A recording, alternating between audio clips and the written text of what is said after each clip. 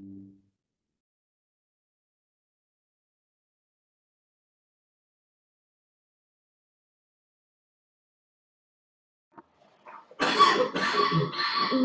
morning. We are starting in 5 minutes. We apologize for the delay. Thank you.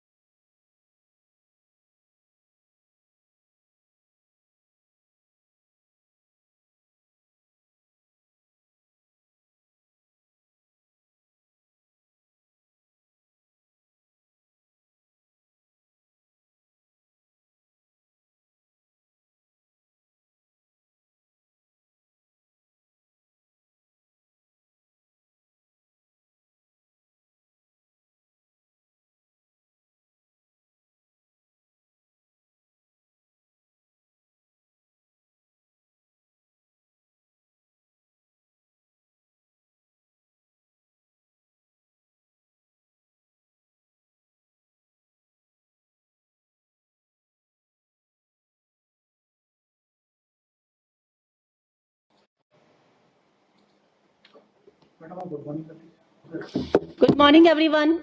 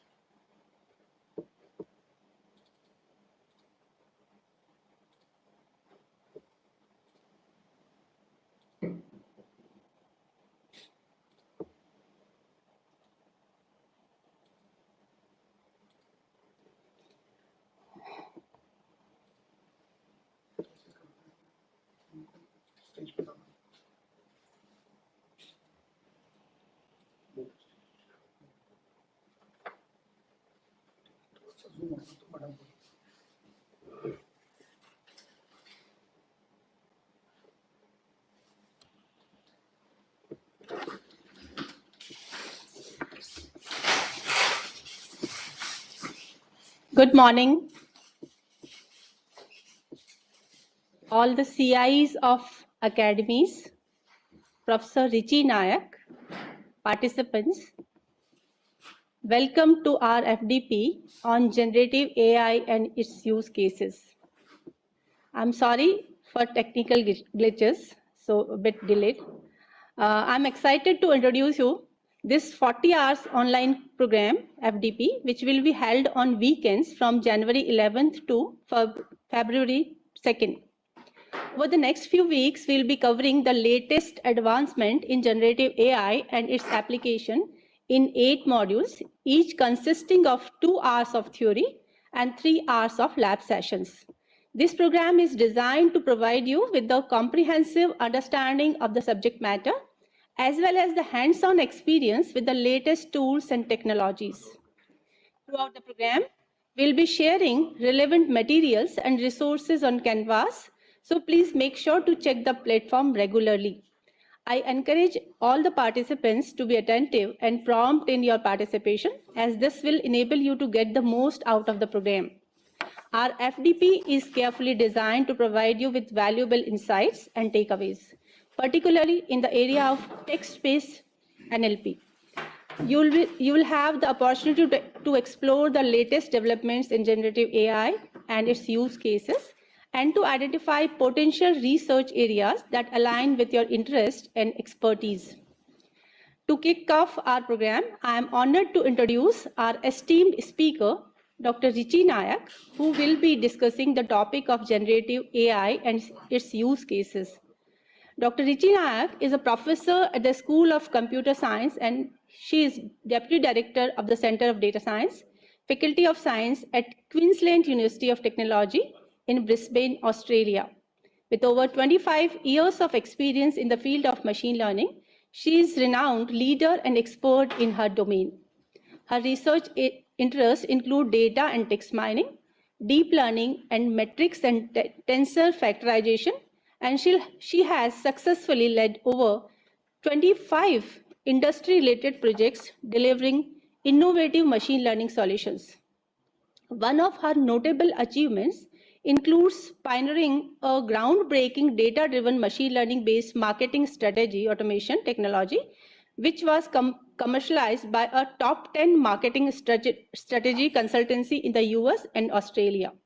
She has also developed a deep learning-based bias detection approach, which was commercialized by and it is being used by Fortune 500 companies for content management. Dr. Nayak's contribution to the field of data analytics have been recognized with the 2016 Women in Technology Infotech Outstanding Achievement Award. She has an impressive publication record with over 25 publications in top-tier conferences and D1 and Q1 journals, and her research has generated approximately 5,000 citations with an H index of 37. And apart from that, I'm honored to say that Dr. Richi Nayak is not only an accomplished academic and researcher, but also my supervisor. I'm confident that her talk will provide valuable insights into the world of generative AI and its applications. I look forward to learning from her expertise. Please join me in welcoming Dr. Richi Nayak to this FDP. She will be delivering her knowledge and experience, sharing her knowledge and experience with us today and other modules as well. I hope that everyone will have a productive and enriching experience throughout this FDP, and we'll have takeaways, valuable insights and ideas that will inform your research and teaching practices. So far, I'm happy to announce that 500 plus participants have joined this FTP. Thank you so much. Now, I would like to invite Professor Vineet Sahula sir, Chief Investigator of EICT Academy, MNIT Jaipur, to share his thoughts on the importance of this FDP and the role of EICT Academy in promoting research and innovation, not only in the field of AI, but the other areas as well. Sahula sir, please come forward and join us. Thank you.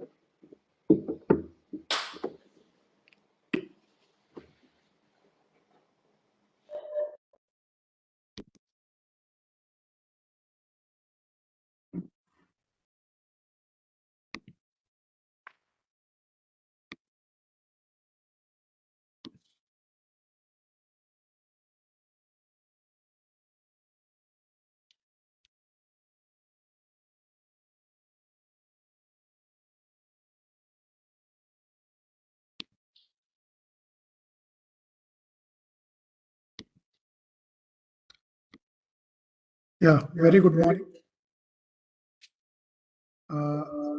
Let us welcome Professor Richi Nayak, professor at Queensland University, Australia, and her team to support throughout our program. And thanks, madam, for the great efforts. You have kindly consented for that. I also welcome my fellow coordinators and CIs from other academies. Professor Oja, Dr. Nanda, Dr. JP Singh, Dr. MP Singh, Dr. Rakesh, my other fellow colleagues, Dr. Pilli, who is sitting with us, and other coordinators, and dear participants. I'm here just to let you know what ministry has given us the mandate and what efforts we are doing for that part. This is one of the program, the first program, which is jointly organized by 8 academies. All 8 academies are one at IIT Guwahati, IIT Roorkee, IIT Kanpur, NIT Warangal, NIT Patna, IIIT Jabalpur, and ours MNIT Jaipur. One more academy has joined in this phase 2 is ICT Academy from Tamil Nadu.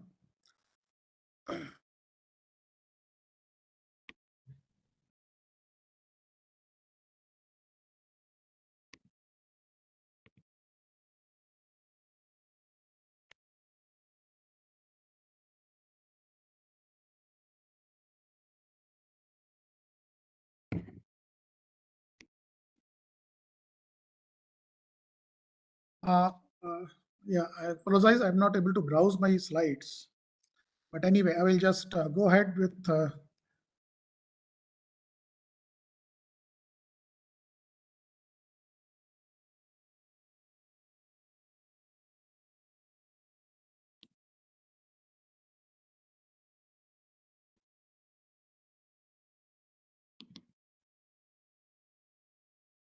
They have reshared. I'm sorry for the glitch. These are the programs which we are now offering for this winters, mainly on the emerging areas, to be coordinated by various academies. The first one is coordinated by us and IIIT Jabalpur. Other programs are with other respective academies. You will come to know in the meantime for their announcements and the other things that way. The academies are demarcated by their targets. 8 of the academies have target for training the faculty all over India from degree colleges, and other 3 NALIT and 3 CDAC centers. They have a mandate to train the faculty of diploma and ITI. The Ministry of Electronics and IT, they have funded about 90 crores among all these 14 academies. Our mandate is to offer programs in emerging niche areas, specialized research areas to support the PhD growth across the country, priority areas of Digital India and Make in India for Government of India, ICT support for teaching, learning, and for multidisciplinary areas which touch upon the electronics and IT, ITES. And of course, we are there to support National Policy of Electronics, NPE 2019. Various other schemes of ministry, we will get help from those, enriching us in our delivery. These are all semiconductor display fabs, India AI, and other kind of programs which ministry has offered. So I again welcome all the participants here to have a nice experience. And again, thank Professor Richi Nayak for her gesture to support us all through the 8 days. Thank you very much. May I invite Madam Professor Aparajita Oja. She is Chief Investigator at IIIT DM Jabalpur to address our participants. Thank you, madam. Thank you, Professor.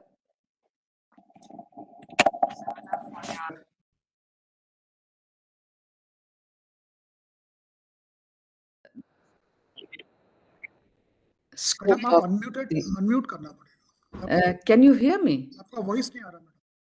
All right, so let me. अच्छा आ रहा. Can you hear me now? Yes, ma'am, you are audible. Okay. Very good morning to all of you and very happy new year to all of you. Professor Sahula, your great initiative. You have been convening these meetings. It's very difficult and a complex problem to organize 12 joint FDPs. I must salute you for your efforts. And I'm so happy that Dr. Namita Mittal has invited Professor Richi Nayak. So looking at her profile, I'm very sure that all the participants are going to be benefited. Fortunately, this semester, I am also teaching generative AI. So I am also going to be benefited. I wish I could attend all the sessions. My other engagements are not allowing me to. With me, Dr. Rakesh Sanodia would like to welcome all the participants. And we are so thankful to you, Namita, and Professor Richi Nayak for thinking about organizing and delivering lectures in this program. Thank you so much on behalf of Electronics and ICT Academy at IIIT Jabalpur. Thank you. Yeah. Dr. Professor MP Singh, may I request you to address participants. Professor MP Singh is a Chief Investigator at NIT Patna. Please. Okay, so good morning to all of you. Professor Sahula, Professor Arpita Oza, and our Chief Investigator of different academies. I would like to say one thing, that it's not only Chief Investigator. We have used the many internal resources, including our eminent professors, to work upon the different modules of different FDP, and it's their effort to finalize the module, and finally we are ready to deliver these modules to all participants. So only one request I would like to do with our participants, that as much as you can attend this all the modules. I'm sure you will be greatly benefited with this FDP because we are somehow we are able to manage all the eminent experts from the different corner of this world. So I hope with this, I would like to congratulate to Professor Sahula and his team along with the others Academy CIs. Thank you very much.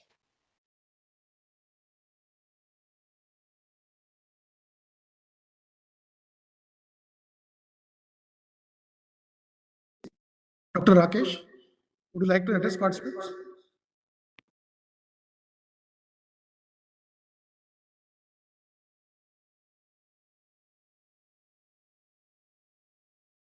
Thank you. Dr. JP Singh, sir, would you like to address participants? So thank you, sir. Good morning. Good morning to all. Good morning, Namita ma'am, Amrita, Aparajita ma'am, Richi Nayak ma'am. So really thanks to Richi Nayak ma'am that she is going to deliver, take all the classes and lab sessions also. So from on behalf of NIT Patna and ICT Academy of NIT Patna, I am coordinator for this particular course. So I'm happy to say that we have reached 3-figure mark from NIT Patna.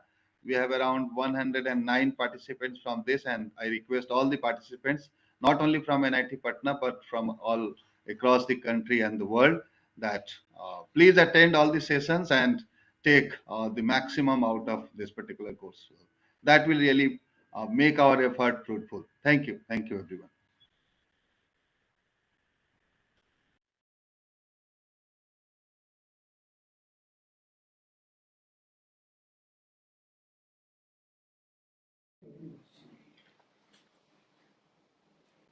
Okay, thank you, Dr. Rakesh, for being here.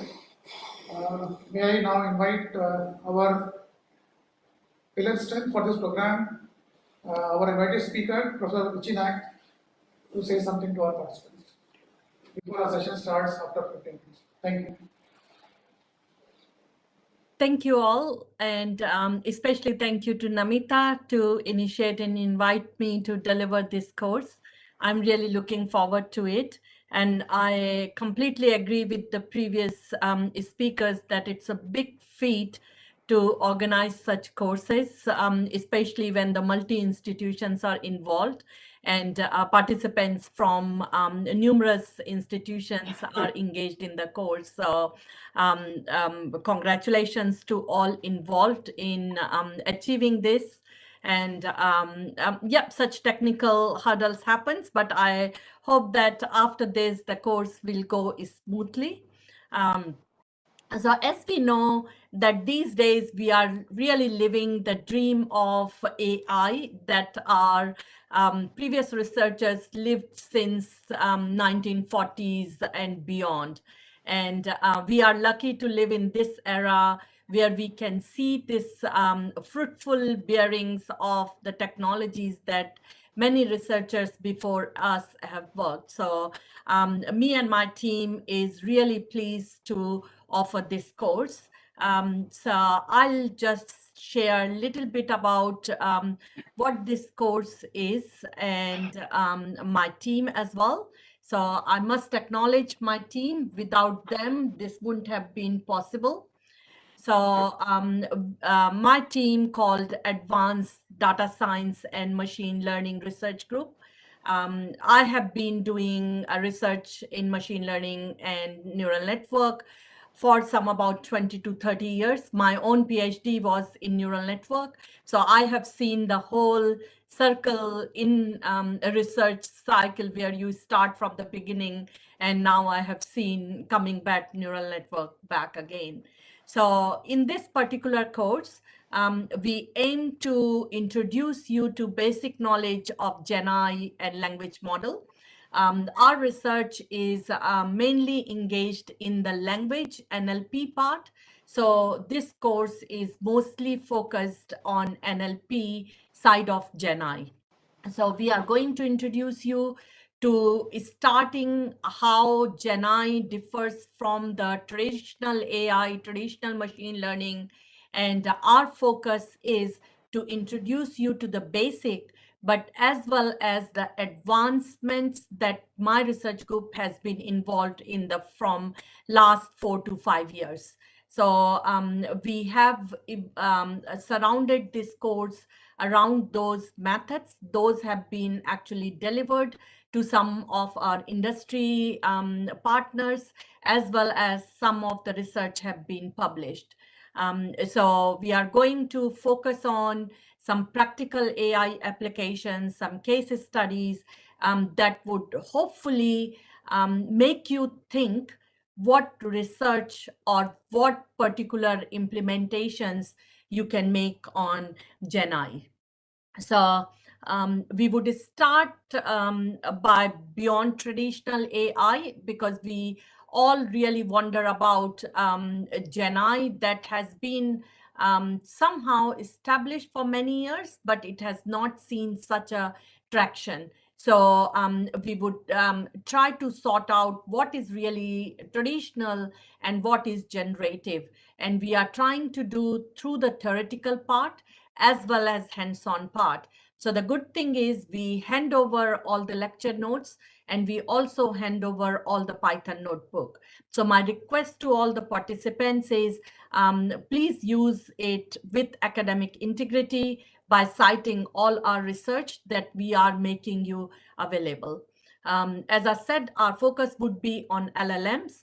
So we will be talking about what LLMs are and how they can be used for GenAI purpose. Then we would also be covering some of the GenAI models like GAN and VAE, Generative Adversarial Network, and Variational Autoencoder. And then we'll focus on some use cases like information extraction, topic modeling, and evaluator, because it's important to evaluate whatever the content GenAI produces. So all these use cases have been deployed with our industry partners, some government, some private, some public organizations.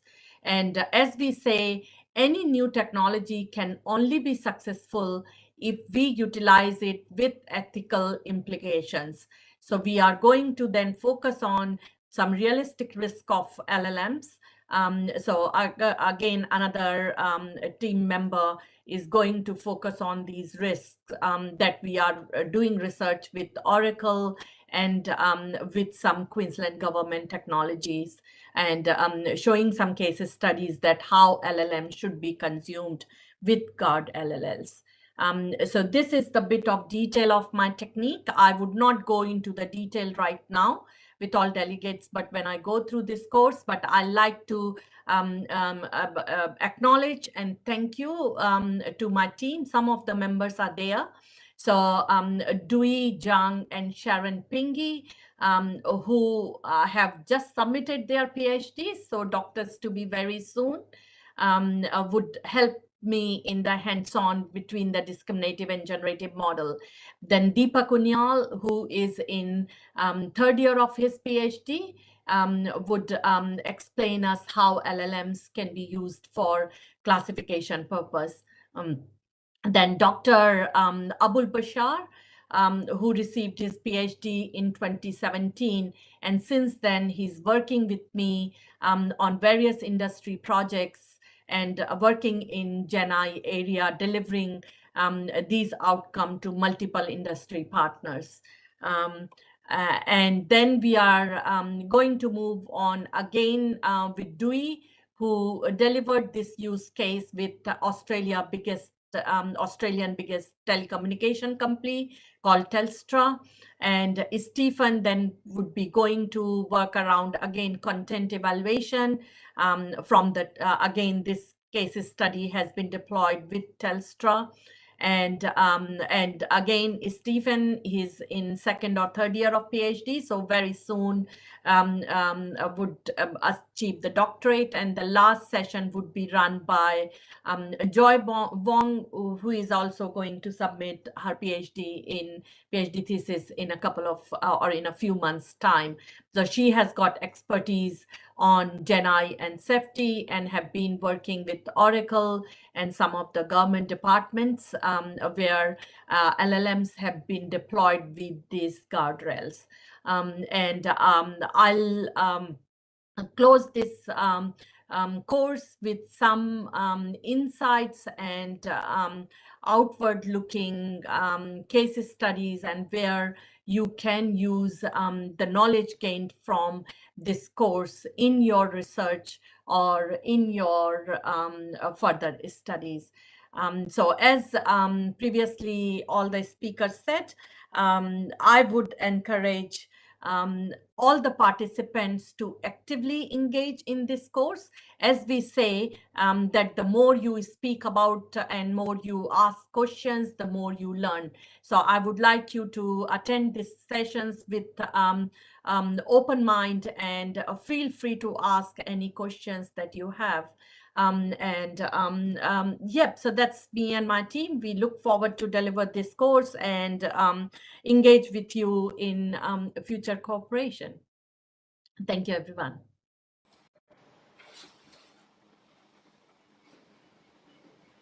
Thanks a lot, Professor Nayak, for such a tight schedule and such a packed schedule. I think we stand to gain from your delivery parts and your team. I would like to invite our co-investigator, chief investigator, Dr. S.J. Nanda, to say a word of thanks. And I take this opportunity to thank Professor Nayak again, Dr. Namita Mittal, head of CSE, Computer Science at our place, and Dr. Sadbhavna for putting a lot of efforts and both of our teams, both of their teams. I would invite Dr. Nanda to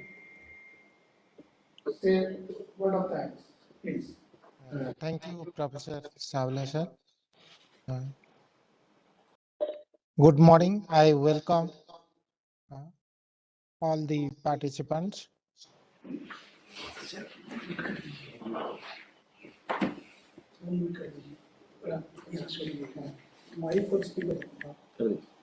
Good morning. I welcome all the participants to the EICT Academy's Global Program on Generative Artificial Intelligence and Use Cases. On behalf of the organizing team, I am thankful to the chief investigators of all the 7 academies for jointly organizing this faculty development program on GenAI. I am thankful to Professor Richi Nayak, QUT Australia, for her group for the delivery and planning meticulously for this particular faculty development program. I am thankful to all the directors of all the 7 academy institutes for permitting and giving all possible support for organizing this faculty development program.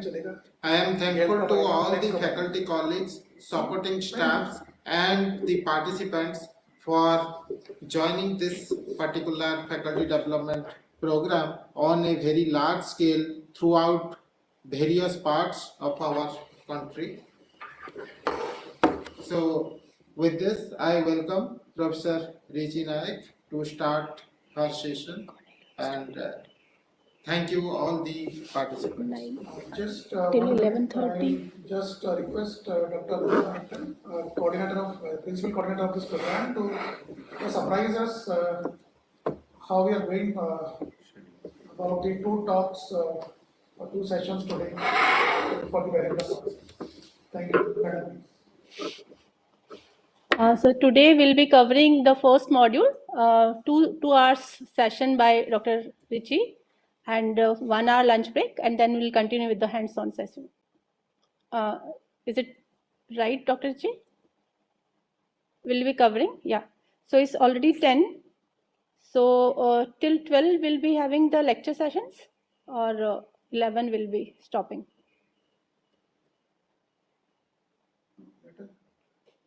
I think I will request participants to follow our esteemed speaker. Whenever we are completing the first session, after that we'll have 45 minutes or 1 hour lunch break, and then go ahead with the second session. I think it will be all right, Professor China.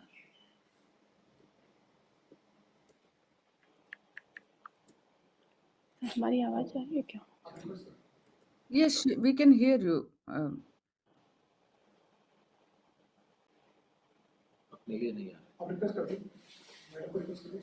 आवाज नहीं जा रही, मैं लिख रही हूँ.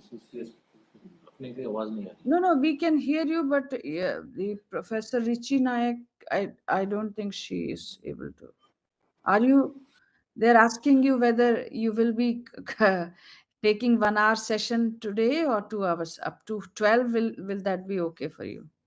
Thank you very much. We are 4.5 hours ahead, so I think I'm all right. So I'll take about 2 hours theory lesson today. Otherwise, the whole schedule will be affected. But we'll see if we do not cover everything, then we may use tomorrow's modules for that. But so if I confirm, like this is 2:30 p.m. for us, so it's at 10 a.m. Indian time. So I'll deliver lecture until about 12. And I agree with Professor Saluja that let's have 45 minutes break, because otherwise it would be very late for Dewey. So I suggest that 4:30 or 10:12. So if we so I'll take the session until 12, and let's take 45 minutes break, and then we join again at 12:45 p.m. Indian time for 3-hour hands-on session. I hope it is not too much for the participants taking their Saturday's time off. No, it's good for us. Thank you very much.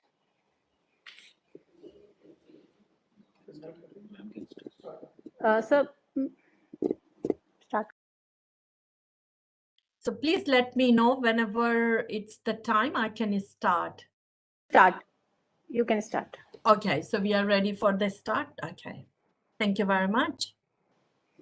And can I confirm that this session is being recorded?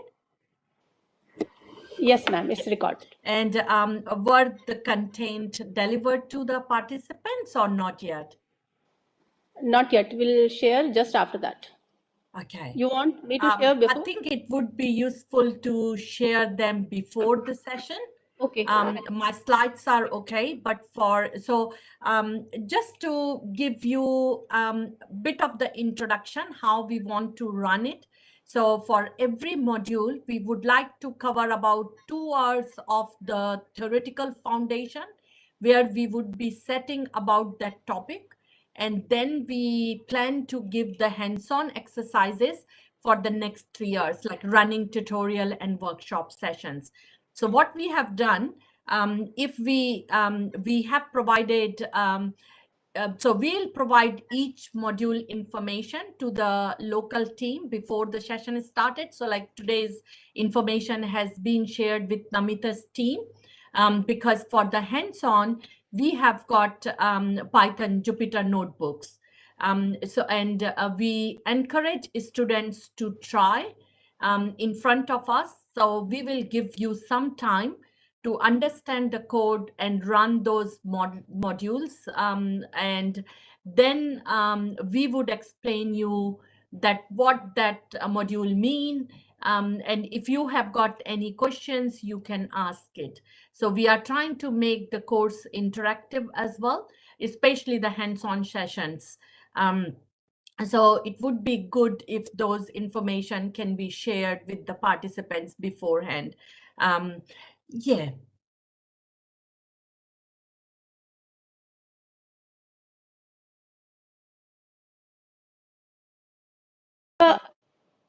We have shared the material on Canvas.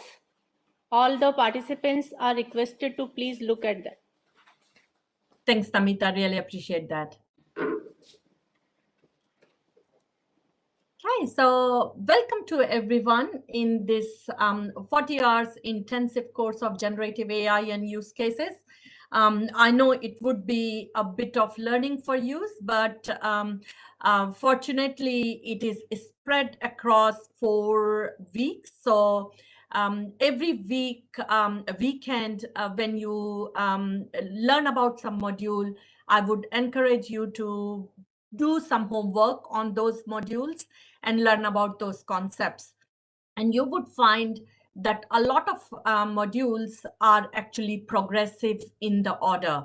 So some of the learning that you would develop in the prior modules would help you to understand later modules, especially day 1 and 2. So today's and tomorrow's session introduce you to foundational and fundamental methods. Then in day 3 or the module 3, we introduce you to GAN model. And then we will show you a use case that we have combined GAN and LLM.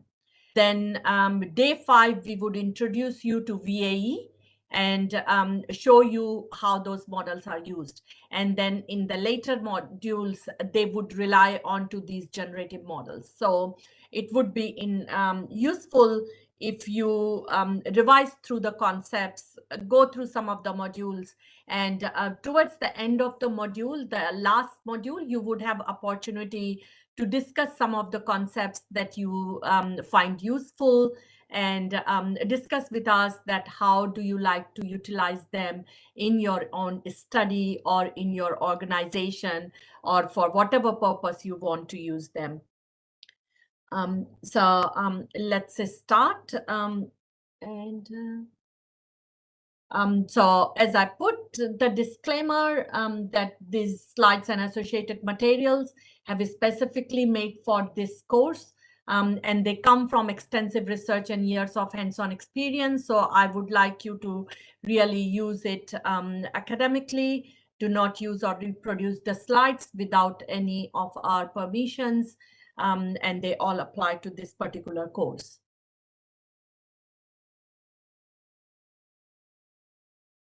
So that's my research group, Applied Data Mining or Advanced Data Science and Machine Learning Research Group.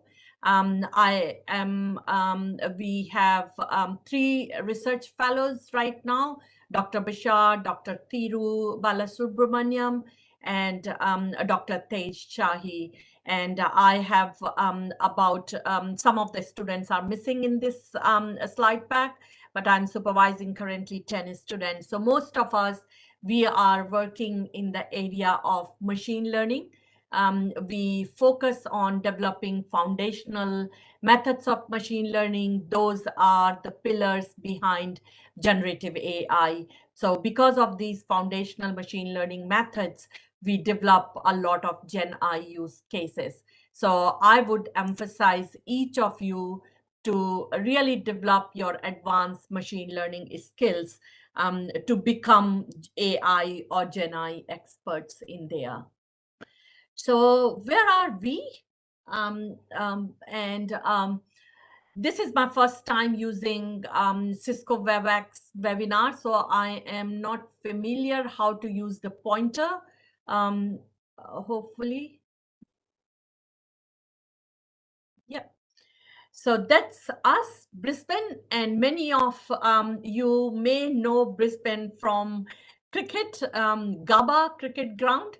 That's where Brisbane hosts it. Queensland is our state, and Australia is also, of course, our country. So that's us here in Green Park, this particular area. And I hope that all of you come across all over India. So just a little bit about my university, Queensland University of Technology. It's ranked as Australia's best university under 50 years of age in 2013 and onwards. So we are quite a young university, but we are quite research intensive. We appear in top 1% of universities worldwide by Times Higher Education World University Rankings and many other rankings. We host about 50,000 students and 5,000 staff. So in my school that I come from, School of Computer Science, we host about 80 PhD students or HDR students. In my research group, I host about 10 to 12 PhD students. I'm also part of Center for Data Science. That is a leading a research group that focuses on data science, machine learning, and AI.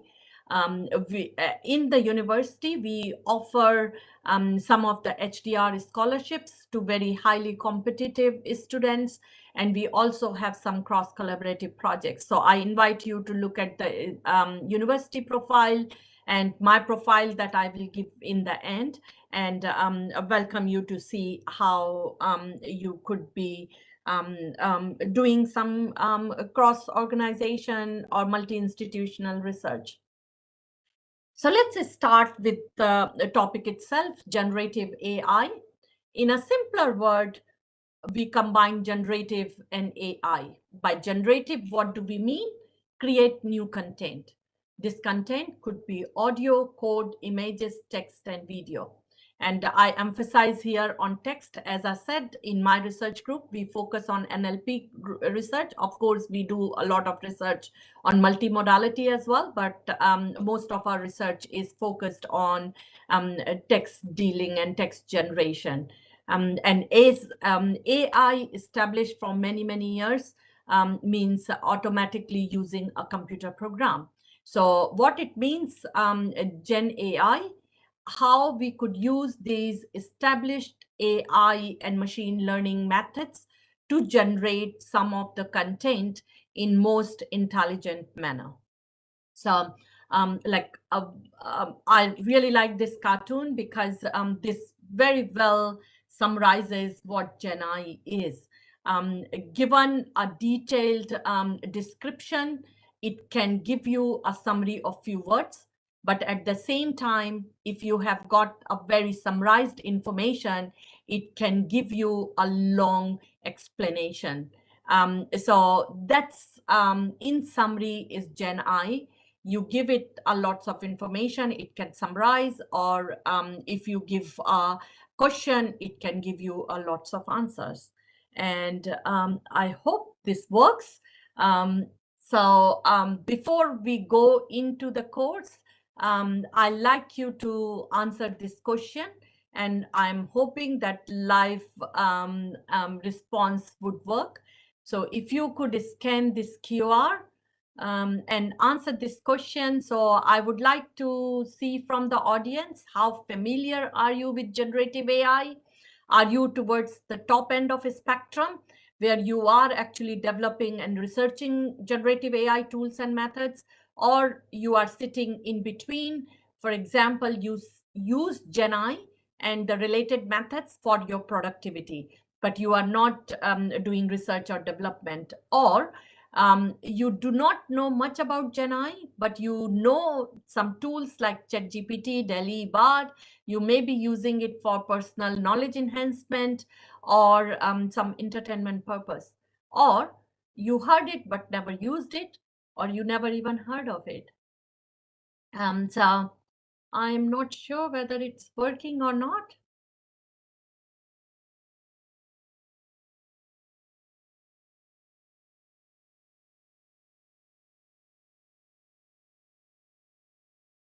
Hey, one response submitted. So someone who is really confident is answering that. Let's take a few minutes.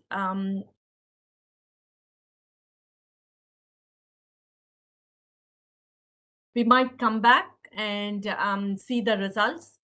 So if you could copy this link or scan QR and answer it.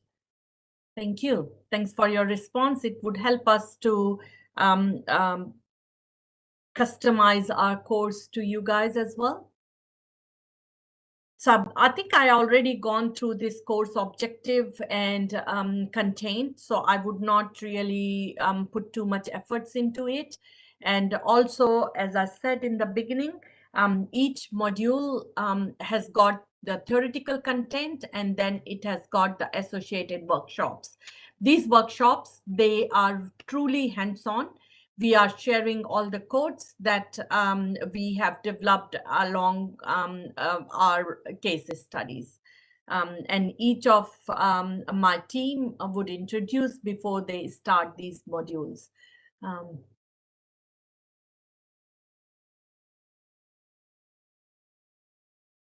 And before I go on, I would like to know, how familiar are you with Python?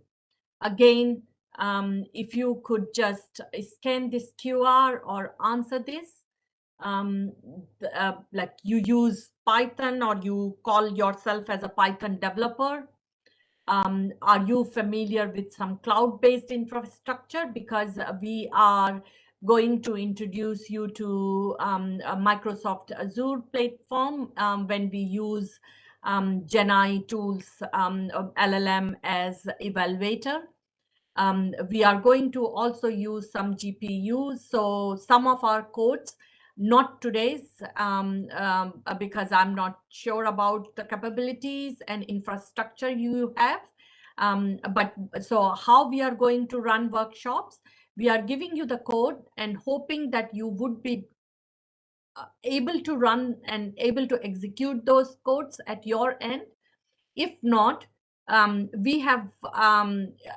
we'll share our screen with you where we are using our own HPC and GPU resources to run those codes, so we can then explain what this particular code is doing. And once again, this is not really a Python course, so we are not going to teach anything about the Python instructions or what this code is doing. I'm assuming that you have that much of knowledge. So we would be mostly talking about this particular code, this particular function of LLM, or this particular function of topic modeling is executed. And we will show the results at our end, so you can understand that how these methods work. I hope that you will be able to answer or get these QR based on your PDF and answer it, so I can see at my end. So let's look into AI to Gen AI journey. So we started about 1940s, where Alan Turing was doing some research onto machine intelligence, and some of the research coding was happening during the Second World War, where people were sharing some of the information in very intelligent fashion. But I guess the most of the traction was gained in about 1950, when Alan Turing proposed a particular test to check the machine intelligence. And that led to the conference in 1956, where AI as the term was coined. And then 1965 brought another evolution, where first NLP software or NLP agent called Eliza was made. And you can see there are peaks where AI really got very popular, and then the whole benefit was not really captured, and then it died down. So you can always almost see like a sine curve, where it goes into the peak and then it goes down. Like my PhD in 90s was in just the trail of a peak, and then nothing much happened.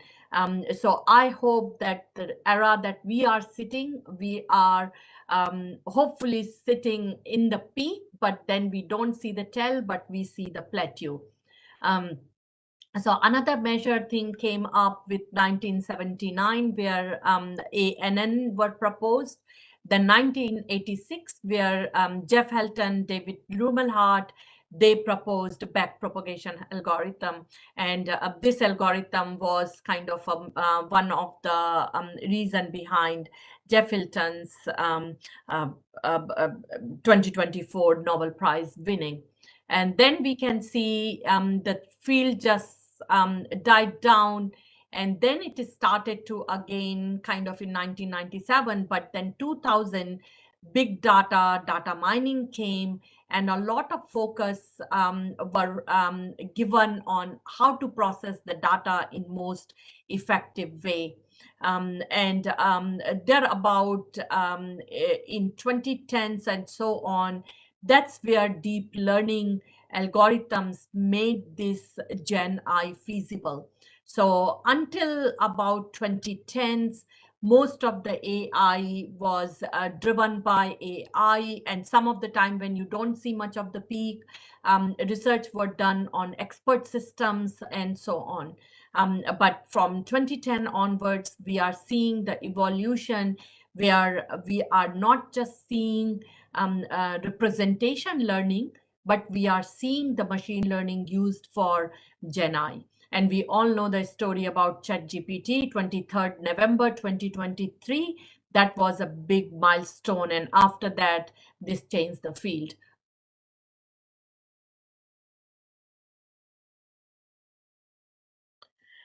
So Gen AI really begins with machine learning and deep learning. So just a bit of the recap, not knowing really the background of the participants, but very quickly, the difference between machine learning and deep learning. So in machine learning, you have data, and then you focus on feature extraction. Once you have got the best features that you got, then you apply classification, clustering, and then you get the results. Of course, each process would be iterative, so it may not be just the forward loop.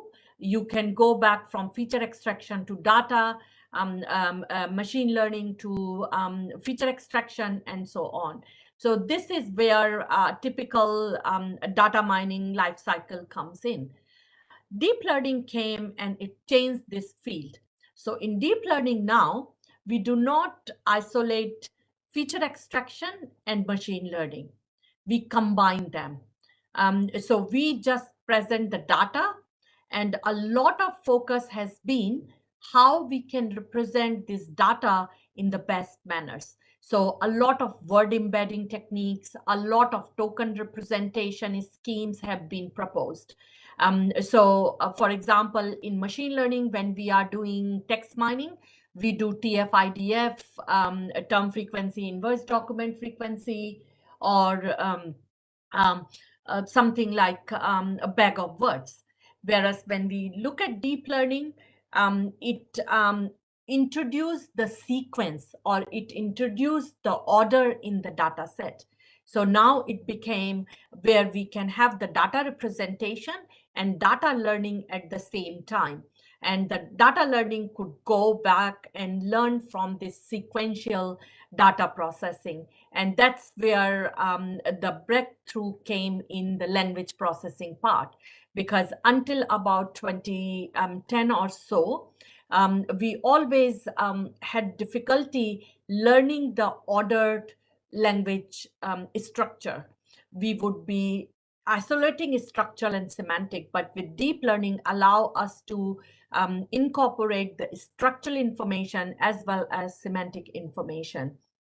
So just a basic in supervised learning, you have that data, but data is associated with label. So when you look at the cat, it would be labeled as cat. If you look at the dog, you will be looking at the dog. And how it differs, you would have many, many different observations. So you would have a large cat, also labeling as a cat, but you would have a small dog like Chihuahua, labeled as a dog. So the system learns to differentiate the concepts. But what if we don't have the labeled information, we just have images? We call them unsupervised learning. So supervised learning, unsupervised learning.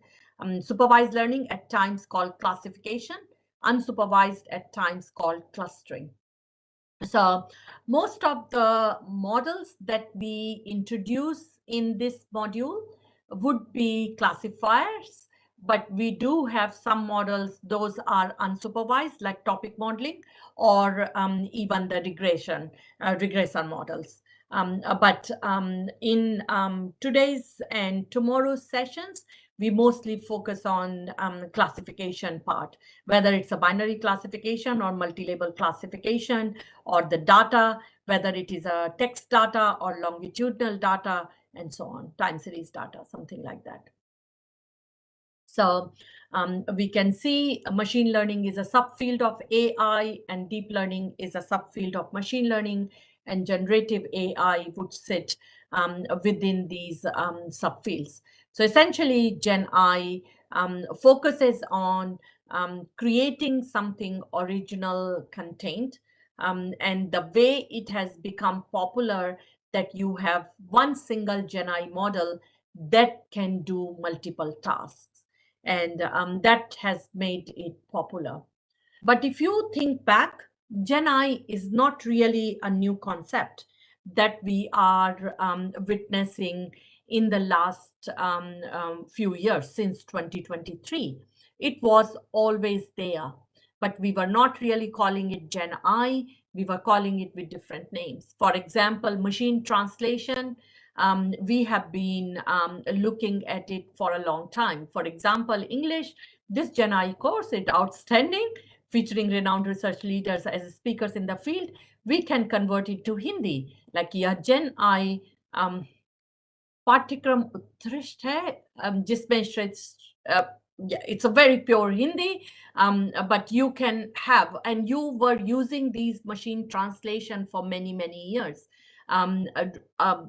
Statistical based methods were used to do that. We may not have the scale or the accuracy to achieve that. For example, smartphones have been around for a decade now, and they were able to speak to us and do some conversations. Set me an alarm. I have set the alarm.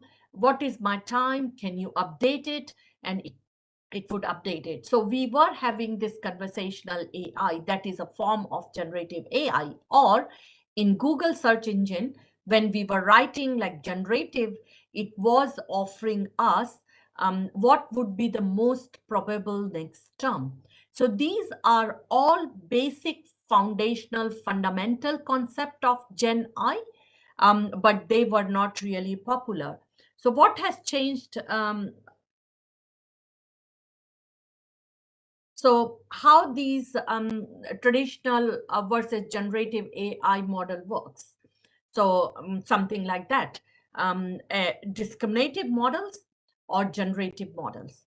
Discriminative models, if you have done any of machine learning, you have been using them. So for example, you give lots of data.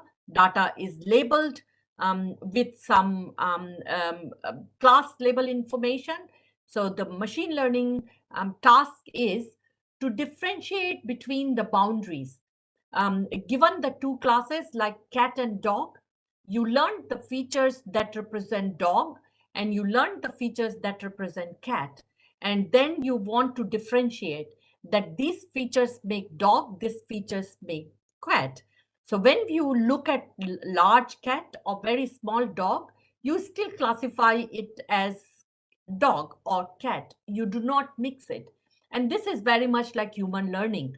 When we have a young child, we show them lots of observations and they learn from it. So this is called learning from the data. So essentially what it is doing, it's calculating the probability of an output given X. So this one, we call it conditional model. So we condition input on the output and we learn the probability given X, what would be Y. What makes model to learn?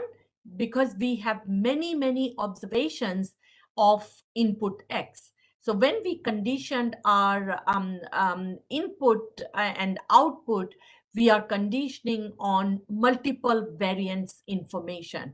And this multiple variations make those probabilities learned very wisely. And once we say classify a new unseen instance, the model would be able to classify. Generative models, they have been in the field for very long, like knife bias. Most of you must have used it. And so how they work, rather than finding a boundary between two classes of data, what it does, it learns the probability of its own class. So given multiple classes, it would learn the probability of one class. It would learn the probability of another class. So when a new data comes in, it learns to generate that probability based on what it has learned. So for example, now we have just X as so it would learn the probability of itself, and then it would learn the joint probability given both X and Y. Whereas the traditional model would learn the probability of X given Y. So in a way, we can say that Gen I is a branch of machine learning modeling that mathematically approximates the world. And earlier days, like in 1970s, 80s, 90s, we had small data. So we were approximating small data. But now with LLM kind of gen model, we have got like billions of data, billions and 3 billions of tokens. So what we do, we approximate the probability on those tokens because it's such a large probability. But of course, we are doing it in most sophisticated way. We are not just doing it ad hoc manner. So the way we learn it, we are trying to learn the general knowledge in the world. So let's look at another look, generative versus discriminative here. So on the left-hand side window, we are trying to learn the discriminative boundary, the boundary that would distinguishes blue points with the red point. How we do it? We maximize the conditional probability and we directly estimate y given x. And this one is especially meant for classification tasks, but you could do it clustering or regression or anything. But the most important thing to know that this discriminative model don't possess the generative properties. Given, let's say, if we have a data about cat and dog, and if we insert a data about elephant, and we ask the model classify this elephant, it would only classify it to either cat or dog. If we have not taught it to answer don't know, it would not. So whatever data you feed it, it would show it either cat or dog based on the probability that it is most closer to that particular class. So what are the methods? Logistic regression, k-nearest neighbor, random forest, support vector machines, decision trees. And I put the question mark to make it interactive. What do you think? What are the other models are discriminative models? Can you name some of the recent models? I think I can still see your chat. So if you answer in your chat window, that would tell me what do you think is the answer.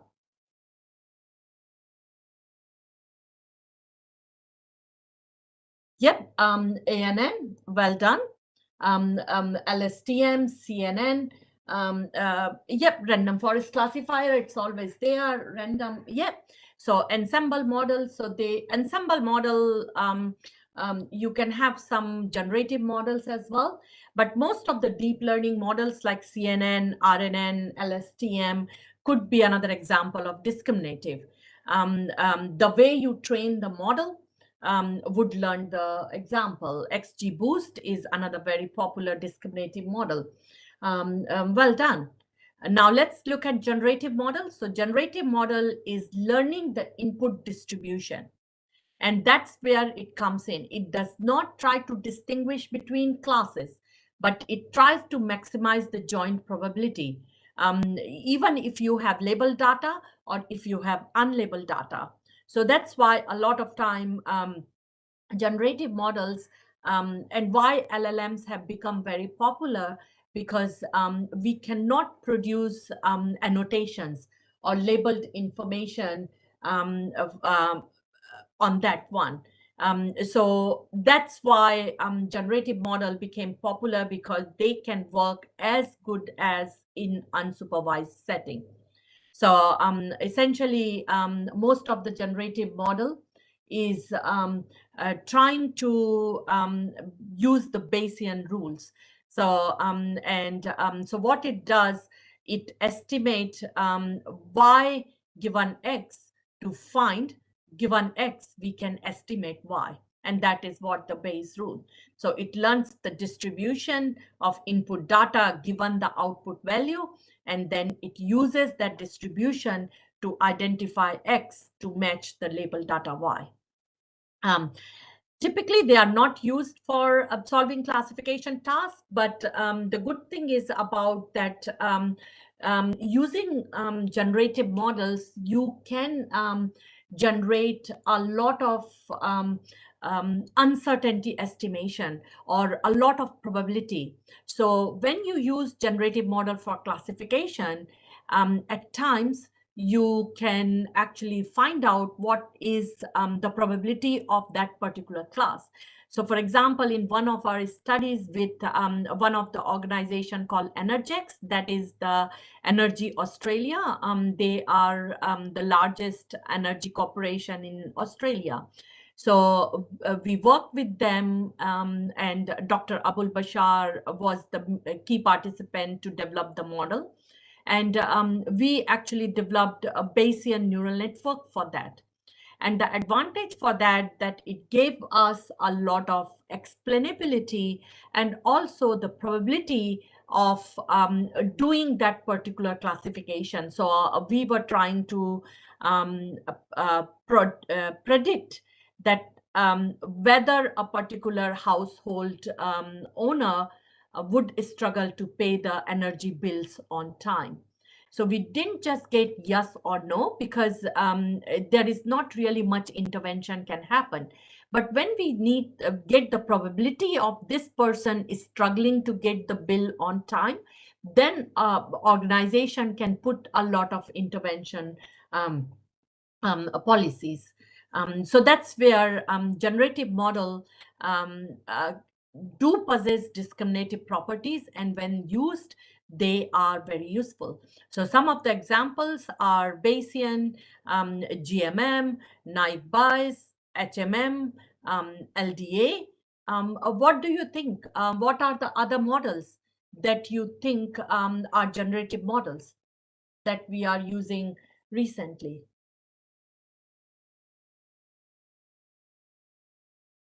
Transformer, yeah, well done, Ayush. So generative models like GEN models, VAE models, they are so somebody answered GPT. You have to be really careful calling what is a model, what is the algorithm, and what is an application on top of that model. So in here, when we talk about generative model, we go about the foundational algorithms. Those are the models that have got the capability to distinguish between the classes, like stable diffusion, that is very popular for the image data generation and things like that. So now let's see what is the basic behind these generative models.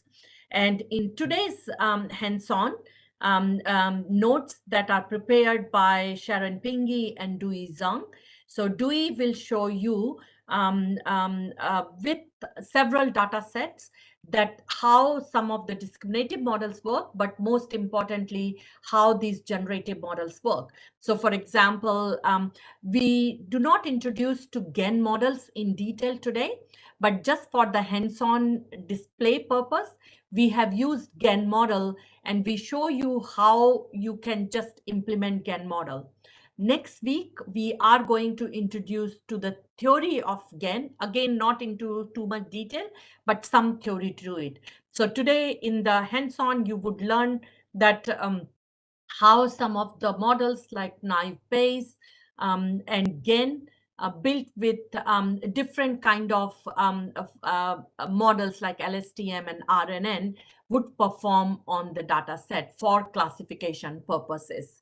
And Dewey in later on would show you how LDA is used for various generative tasks, most importantly, topic modeling.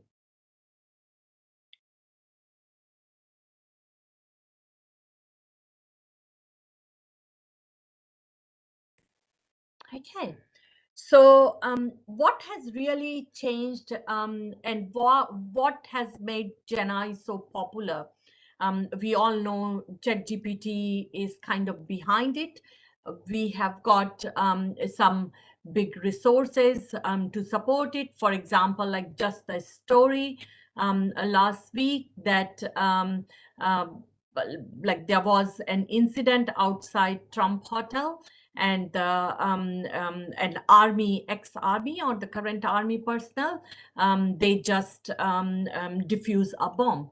And actually, generative AI, ChatGPT, was used to plan that said incident. We all hear about ChatGPT beating someone for the law bar exam or medical exam and all those things. So with these generative models, things really have changed. For example, if we see the reachability, as I said, Google Translate was always around, some of the techniques, but ChatGPT, it just took 2 months to get 200 million users. So that's why everybody is now interested in these generative models. So what made the change? Large data sets and the capability to process with those large data sets. So machine learning always exists.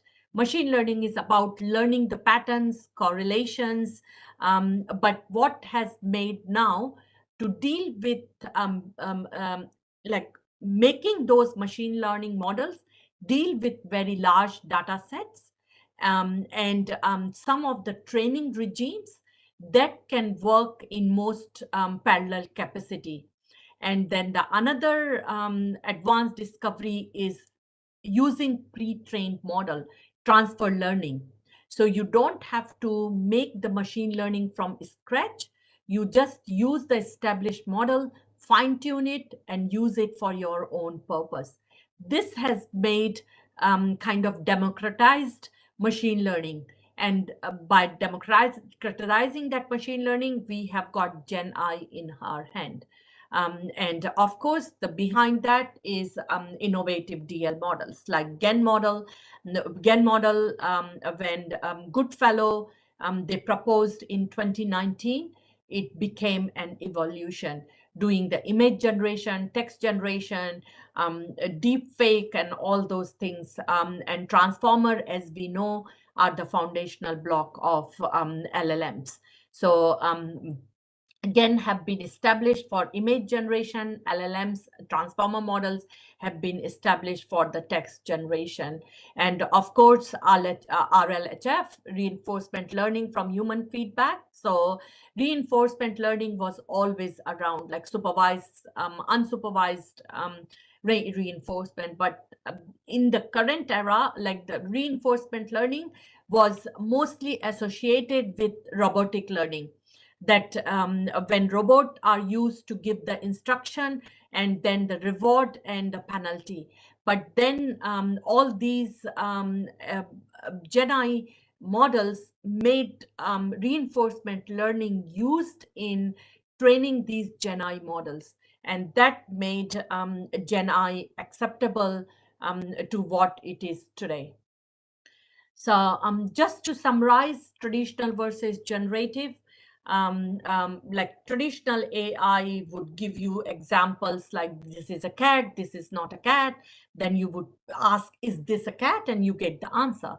Whereas in generative AI, we say to the agent, go read not just about cat or dog, read about the entire world. And then they would learn to focus on the topical concepts of cat and dog. So when we say, what is a cat? It would go through its millions of documents and would see what are the things that come along with cat. And then it learns what are the most frequent words that appear with those cat words. And then it would do its own magic and would display the information like a cat is an animal with 4 dogs and all those things. So it learns to generate the content based on the statistical probabilities that it has learned. And this has made kind of like we asking what's a cat. In Gen I terminology, this is called prompt. And this is how we are interacting with the Gen I machines. It's a very different way how we use AI models, and then we are using GenAI models. So the whole lot of prompt engineering, the field has really evolved. And ChatGPT, like a system, so that's where I said ChatGPT is not a model, because somebody answered ChatGPT. ChatGPT is a system that allows GenAI model to do the inferencing. Another question, and I hope you can answer it in online way. Otherwise, please use the your chat window to answer it. GenAI and traditional AI differ in what way, and what describes it best? So answer A, an AI system analyzing historical stock market data to identify and generate trading strategies. B, a virtual assistant scheduling meetings and sending reminder based on pre-programmed workflow. A model generating a photorealistic image of a fictional city based on a short text description. Or a chatbot providing predefined answer to customer query using a structured database. I can see many people answering C. So we can see A, B, and D are a typical traditional AI. You have got the past data, you build the model to learn the patterns, and then you use the model to answer some seen data or some unseen data. But it is not really generating new data. In a way, it is only generating the response based on your input made. Whereas in the C part, you give nothing about the images. So you do not produce the pixel data to ask them a particular thing. You only produce some words. It has now capability to associate those words with some pre-existing knowledge that it has gained, or creating those images and then come up with that answer. So the answer is C here. Let's see another question.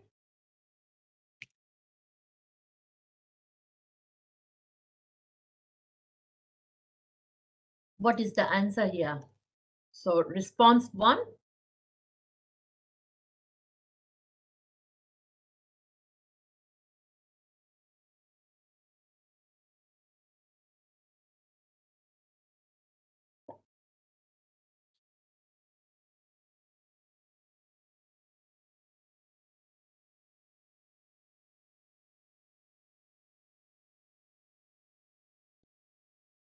I'm sorry that usually when I hover, it would give me the full question.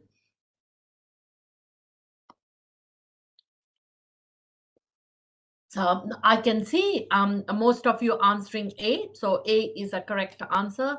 In D, generative AI has got the adaptive learning, and generative AI do not really, as I said, generative AI models do possess discriminative capabilities, but they do not excel. They are meant for generative information, and like decision tree and things, they are not really multimodal. You can use multimodal data. You can convert those multimodal data into pixel, and then pixel into feature vectors, but then they do not differentiate. So they only accept the feature vector. Whereas the first one, yep, transformer and all those algorithms that they learn. So let's see in a most simplistic way how generative models work. But we got some idea in terms of looking at those generative models. But now let's look at them from the text perspective, because it's a very different when we have tabular data and when we have text data. So how generative model would work? So let's say we give it text or images. Text, you would get that into tokens. Images, you would get that as pixels. So given the data, whether it's tokens, a sequence of tokens or sequence of pixels, you have got, you prepare them to appear as a training data. You would apply some kind of embedding, or you can use some pre-trained model to generate those embeddings. And then you build the system. This is where the magic happens. Building the system, it means you are learning the regularities that happen in that data. You learn irregularities. So that's a basic machine learning. You are trying to learn the dependencies within the data, dependencies in the data without any of the labeled information. So this all happens in unsupervised setting. So you don't really need supervised or labeled data. And that is the main success behind those things. So you build it, this is the data, and then you learn to use those patterns to generate some documents or charts or chats or images. And once how you use it, you have got the but before you use it, you would have the testing phase. So it's same as machine learning. You have training phase to develop the system. You have test phase to ensure that the system is correctly being built, and then you use it. So what is the difference? We have got large amount of data. We have got billions of parameters and unsupervised training. So where does LLM sit? LLM sit within Gen I, within foundational model. You have got LLMs. So again, the differentiate. So I like to have bit of the difference established. Like a lot of time, people do not differentiate between a few of the terminology. So LLMs, they are like GPT, BERT, Palm, and Llama. They are based on the deep learning models like transformers or whatever you call them. So they have machine learning model that is the building block. But then we build the LLM on top of that. So they are based on deep learning model trained on massive data sets. And then we can actually embed them with some foundational model. And those foundational model could be GPT-4, CLIP, MP, and kind of things. So difference is here that foundational models would be trained on vast amount of multimodal data and then fine-tuned for a wide range of things. So GPT-3, that is just the language base, but GPT-4, that is multimodal. CLIP, the same thing in here. So now, when we build LLMs, what we have done, we have learned about the probabilities, but not very few probability, but trillions of them. So, and then we have learned how to use these probabilities in the correct way to associate with some text. So for example, if I ask, I am making sandwich with peanut butter and, so the LLM would know that I am asking it to give me the suggestion, what other things I can use it. And now it would give you many things like jelly or jam, banana slice, and so on. So you can think about that these probabilities are the base behind that. So in tomorrow's session, I'm going to go into the detail how these probabilities are generated, how do we apply Markov assumptions or the Bayes rule to generate those chain of probabilities there. I'm not going into the detail of much of the LLM today, but just very basically, it gives us the capability to do the kind of like the knowledge representation and sequential knowledge representation. So we don't have to just pick which Sesame Street like a bag of words, but we can present them in the order that they appear, And also we don't have to do any stop word removal or some of the pre-processing that we used to do it before deep learning era. So some of the model also give us forward, backward, but the most important thing is the masked as well. So we can mask any of the information, and we are, so essentially what we are trying to do, we are learning the correlation between which and sesame, then which sesame and street, then which sesame street and this question mark. And based on other probabilities, we would know what follows after that. So we would learn this masked information, whether as the end of the sentence or as the beginning of the sentence or as the middle of the sentence. So these representation and masking makes these LLMs quite special there. We would learn tomorrow more about that. So bidirectional encoding, that is the basic behind BERT models, and BERT models are still the most popular LLM used in the research purpose for classification and clustering and some of the generation purpose. So the building block that LLM is transformer. And again, we are going to look into more into the transformer tomorrow. But what it does, the transformer, that was a 2019 paper, attention, that's all you get. So what attention does, it allows LLMs to focus on particular words at a time. And by focusing on the words in the trillions of probability order, it learns what appears before, what appears after. So for example, we ask how is it going, it goes to encoding component, then decoding component, and then the GPT model would embed these transformer models and would output, I'm doing all right, thanks for asking, because trillions of documents, it has looked into it. It would have learned by the sequential ordering that when, how is it going text appears, the most of the time, this is the text it appears. And if we ask around, so it is kind of, it looks like it's making up the content, but it does not make up the content. It learns from its established probabilities. Tomorrow we will see how it then learns to do some generation capability, because like as it happens in images, you introduce some noise. So this noise would distort some of these patterns that it follows. So because of those noise that we purposely introduce in the model, it learns to distort and not just copy exactly what it is there. So that's the basic of GAN models as well, that in GAN model, we introduce noise along with our data.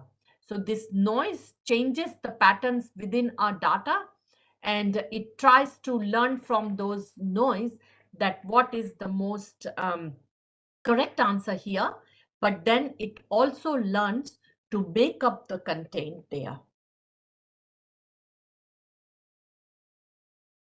So I think it's about an hour, so we'll take a break for 5 minutes.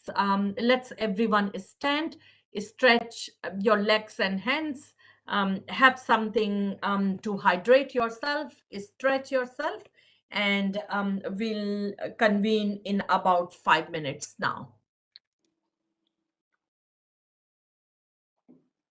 Sure, thank you. We'll be joining back after 5 minutes.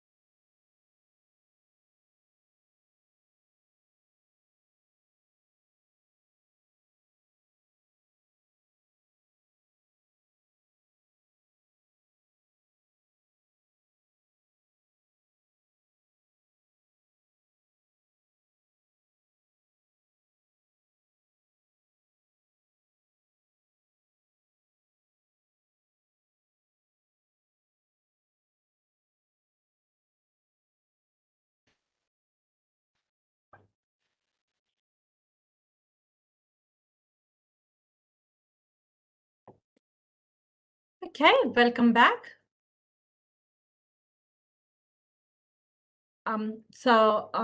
Before we start, just small thing that in today's workshop, we will give you some time to set the environment correctly and for the installation and things. So don't worry too much about it. Don't waste your time right now and focus on this lecture. And during the workshop, Dewey would help you to install some of the things needed to run those codes and would have sufficient time for you to go through those codes and run them.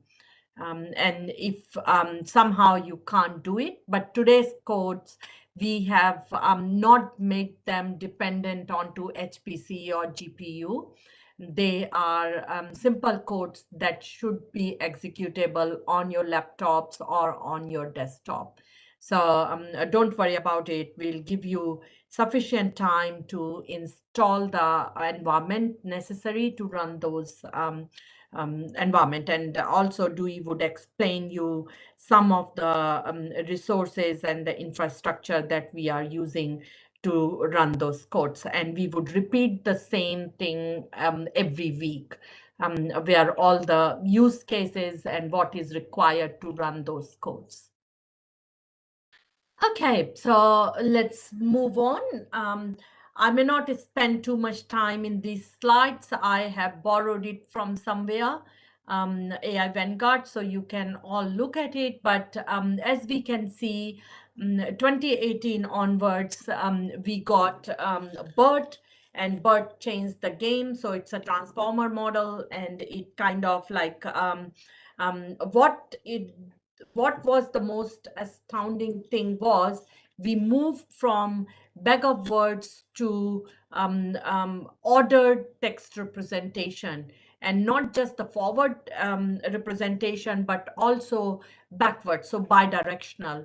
And that's where kind of like BERT became the boon. And just the other day, I was speaking to one of our industry partners in Oracle, and they were saying, most of the organizations, they do also have like access to all kind of advanced language models, but most of the time they are still using BERT and its variants. So BERT is still, and I'll show it tomorrow, the newer version of BERT, that is modern BERT, is still the most leading LLMs in the model. So though it's a first one, but what it has done, it has helped building many of other LLMs and the conversational agents like ChatGPT, we all know, and Llama that Meta released only for the research purpose. And Falcon is the another one that is done by the Emirates Innovation Institute, that is also available for the research purposes. And from 2024, we do not see too much of evolution happening in language models, but we see a lot of multimodal models. And that now have got the capability not just to deal with the text, but also the images, audio at the same time. Okay, so another quiz time. I'm not sure why this is not working, but let's use the established chat window thing and answer which one would be most relevant, A, B, C, D.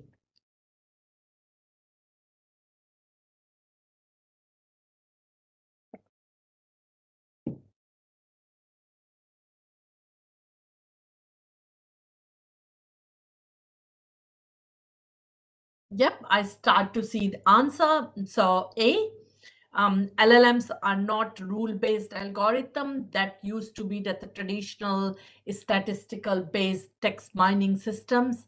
They never really directly copy and phrase. They are based on the probabilities. They do use unsupervised learning, but they are not really a pure classification model. So the answer would be The first one, that is, oh, now it is working when I travel, so it gives the full answer there. The probabilistic relations, and as I said, we are going to look it into more detail in tomorrow's session.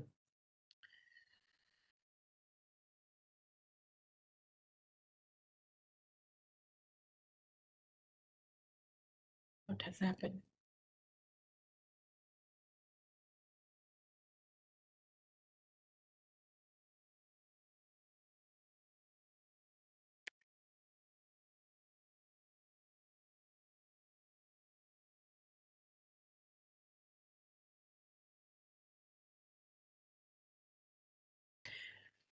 As I said in the beginning that I am focusing this course on text, but these are some other LLMs or some other conversational engines that are based on videos, images, and so on.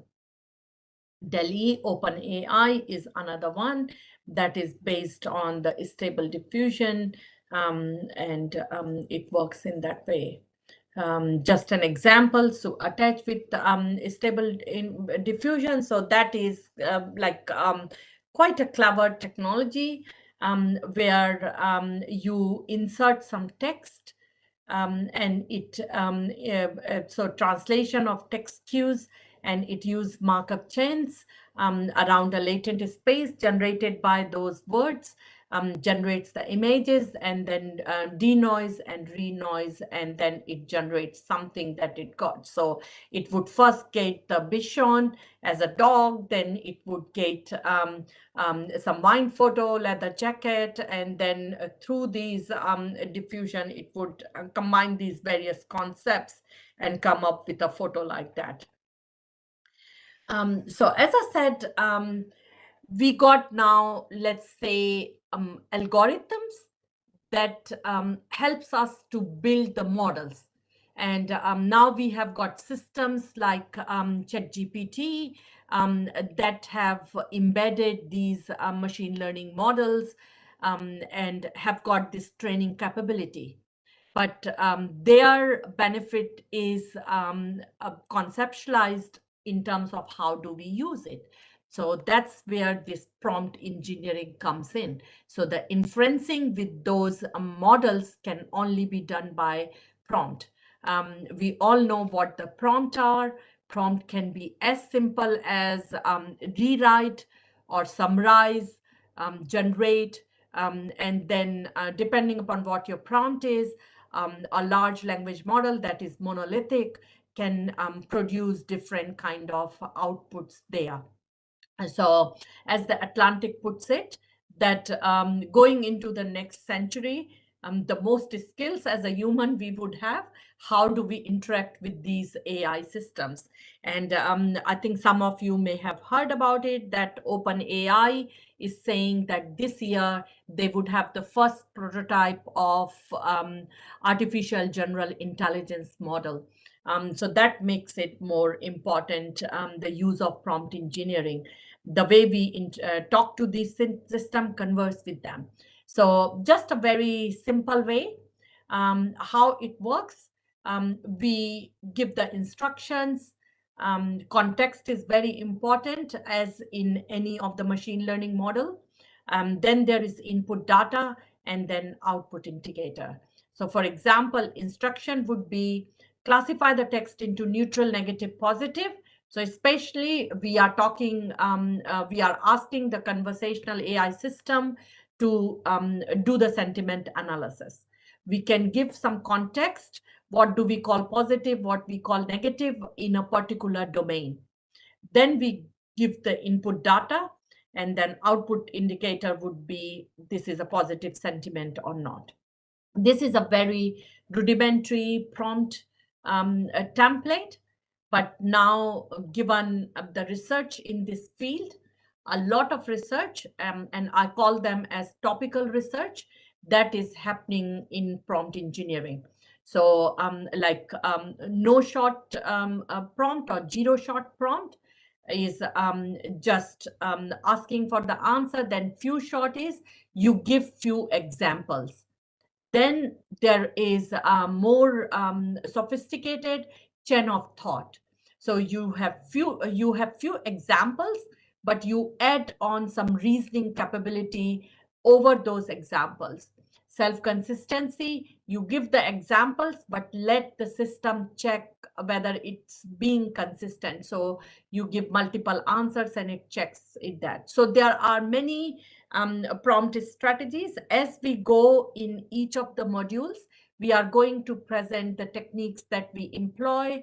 But Stephen, when he's going to talk about ChatGPT or Gen AI systems as evaluator, he's going to go into more of these prompt techniques.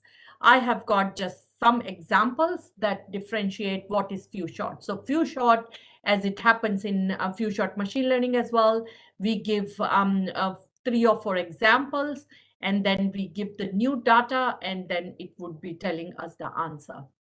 So essentially, we teach it by the examples. All these 0 shot, 1 shot, or few shot, it's actually giving the in-context learning. So as we know, these are monolithic systems. And we would like to drive their attention to a particular type of answers that we are seeking. So these techniques of prompt examples give them in context learning. So this one is the paper, a quite established paper that essentially what it is saying, that we don't need too many examples, just few shots. Because of the unsupervised learning capability, we can get quite a high accuracy. But few shot, you can see, and it is also relative to the parameter. The larger the model, the larger number of examples help it to become better. Chain of thought, where you give some examples, but then you also give some instructing to reason. So for example, the odd number in this group add up to an even number, and it gives the answer, and then you can again say add up to an even number in this one. So chain of thought is quite a popular technique in that way. And a lot of time you can combine 0 shot with chain of thought there. So chain of thought usually gives the in context reasoning to think step by step. So for example, not just the pure answer given a question like 11 apples. We show the capability to break it down. So I give another example. So one of the systems that in our research group we have developed to, so like many of you know, Australia is quite famous for Great Barrier Reef. So we have got world's best coral, and we would like to really preserve those Great Barrier Reef.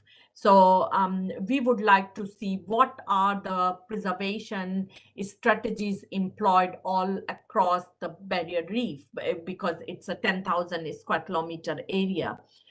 It's not possible to do the manual search, so we employed this LLM and we get the answer.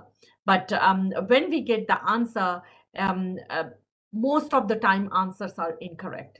But once we started to teach it very systematically way, that what is called these particular programs that we are interested in, it started to give us the better results. So that's where this 0 shot COT works so well. Self-consistency is another example that we give some question and answer, but what we give, the same answer, we give multiple variants. So when I was 6, my sister was half age, she was 3, now I'm 17. So the answer is 67 or something like that, rather than saying that the person is 35. So again, we give the different way to explain the scenarios. Question here?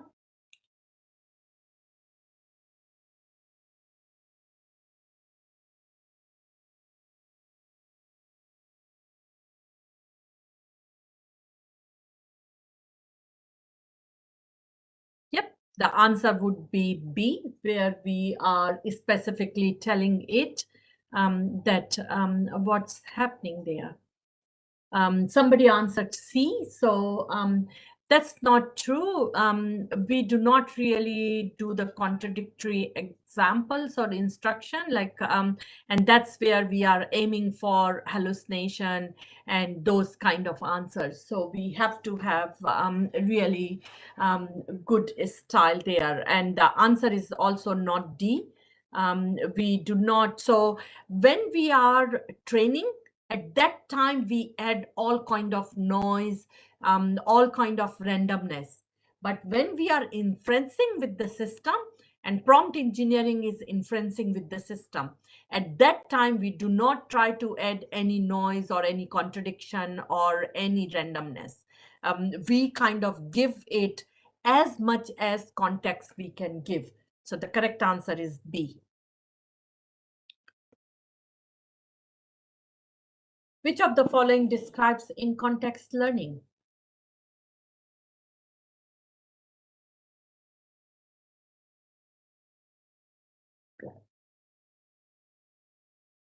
Yep, correct answer is B.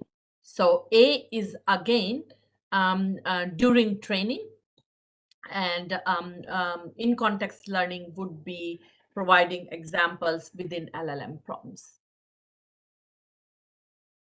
So now let's see what do we cover the rest of the course, and give you some thinking in terms of how GenAI is used. So GenAI has got many applications, like you go wild, think about it, what can be done, and you got the answer. But if I summarize how it is used, in three ways. The one is support bot. So that's where many people use it, how they can utilize their archived data, then using the generative AI. So we have got conversational engine there. It's a very different as a chatbots that used to be pre-Gen I area. The second one is personalization. So how we can use Gen AI to deliver the personalized marketing content, and then the knowledge summaries. Given a lot of data, how can you give me the most useful summary here? So, all our use cases fit into one or the other categories. So the first use case that would go in day 3 and day 4 are about knowledge summaries. How we have done. So we have deployed this system in Queensland Department of Resources. So Queensland Department of Resources is the government where we deal with all kind of oil, gas, minerals, and kind of like the natural energy there. So how we have done, so this department, they have got over 100 years of results in terms of any mining excavation project was done in Queensland. Some of the results, like in early 1900, they were even appeared in the reports like that. Some of them were, of course, electronic, digitized, but they would appear in just the document form. So objective was that given these more than 100,000 of reports, where all the knowledge is embedded within these reports, can we really build a dashboard like this? So when a new company comes in, like BHP or Rio Tinto, and they would like to do some mining in a particular area, can they know what if there were other mining wells exist, and how deep those wells were, to find some useful minerals and things like that. There are so many other questions that we could ask, that what were the elements they were excavating, like copper, gold, silver. So something like that. All the information is there, but that is hidden behind these reports. How could we use these reports to do that?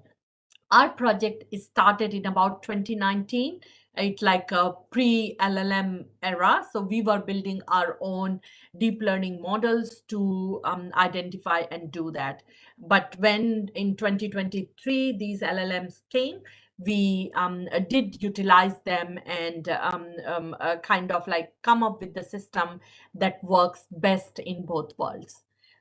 So an example like this thing, we give the initial prompt, we give the context, and then we give the question, can you extract the well purpose from the context?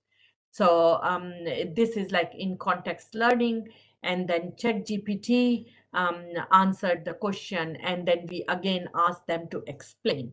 So this one is conversational. You don't want for every answer to have this kind of summary. It becomes very rigorous process to get any answer from that, especially if we are trying to use it on daily purpose and for multiple way. So what we did, we proposed this framework, and Bashar is going to go into much more detail, where he's going to show you that how we utilize the BERT-like model, some contextual model, and then how we incorporated ChatGPT kind of model to get the answer like that. Given the context, what would be the well name, or the longitude, latitude, the location of the well, and so on. So we can see these are the answers by different systems, and not a single system works always the best. So that's where we did the embedded modeling idea. So we go into more detail, and through the hands-on and the theoretical part, we will show. So this one fits into the information extraction and knowledge summary uses of these GenAI system. So what are the basic techniques that can be utilized and how they can utilize? The second use case we have done with Telstra, that is the leading Australian telecommunication company, and Dewey is going to talk more about it, that how did we use prior customer millions of data and combine some data mining and ChatGPT to build a multi-document question generation system. So again, the motivation was that this is in India, you have got Jio and so many other telecommunication companies, and they have basic chat engines where they were conversing with people and answering it, but it's sometimes there is human agent, sometimes it's an auto agent. How can we make them really more intelligent? So the answer that we make, it is much more intelligent there. But now the problem is that there are millions of questions and millions of answers. If we just feed them as is in those generative agent systems, things are not going to work. So how we can utilize some of the other data mining techniques or machine learning techniques and do it. So what we did, we used topic modeling for knowledge discovery, and then we used a GenAI system, ChatGPT, for knowledge summarization. Because we find, as we know, GenAI systems good for knowledge generation, but they are not so good for knowledge discovery. You have to do so much to get really some useful knowledge out of that, and you have to be careful with the hallucination and so on. So again, we are going to go into much more detail through that module, that how we use topic modeling. Then we propose some intermediate knowledge representation, and then we use this knowledge representation to generate the questions. And some of them have been deployed with the organization, some of them have been published there. So we get something like that, where we obtain the topics and then we generated the summarization. Then we use these summarization to build the chatbot. So now the agent really knows what we have done. Some of the other thing that we did, the use of GenAI, that is this VAE.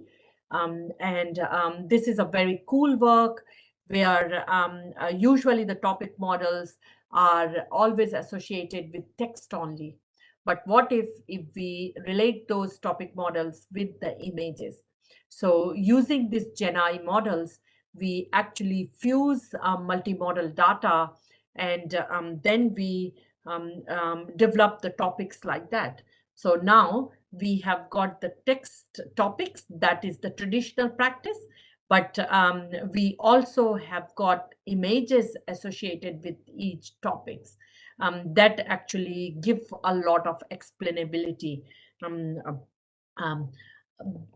The third use case would be that's Stephen's presenting, that how we would use GenAI as evaluator. So in this one, the context is, again, this work was done with Telstra. They would like to promote a wide range of products, but they don't have much time, and that always happens. You are time poor or you are resource poor. So use these agents to generate the promotional content. But how can you say that the content generated is of quality standards? Hiring reviewers to validate the articles is costly and time consuming. This scenario fits in almost every organization and everything. So how can you do that? So what we propose to develop an AI avatar framework called Agent Evil that designed to mimic our audience and then provide reliable feedback. So of course it has got a bias. You have got a language model that is generating the system, and then you are again using another language model to act as a critic. And these critic, we can call it humanoid robots, AI avatar. Can they be trusted? A short answer is no. Based on the literature review, most of the people say that adding additional bias may not work. You cannot really have the some study done by Lotio 2024 when they tested the answer that was given by ChatGPT. Out of them, 2967 did not exist. So now this is the issue with the ChatGPT, like how can you really trust these AI agents? How can you be sure that the information is made up, or is it true? So the essential question is that could we build a good evaluator? So the idea is, let's put some criteria and build onto those criteria. So for example, if somebody rates 5 or 4 or 1 or 2, we can see that they have got the consistency. If a good content always being given 4 or 5 or 1 or 2, any researcher here would relate it to with their review process in the journal or conference articles. You have got so many reviewers happening in the journal and articles. Some have very high standards, some had very low standard. How can you be consistent? And the another one is your own perspective. So for example, like Deadpool, the latest movie, Deadpool plus Wolverine, I didn't like it, but if you see, it was the blockbuster, more than 1 billion hit.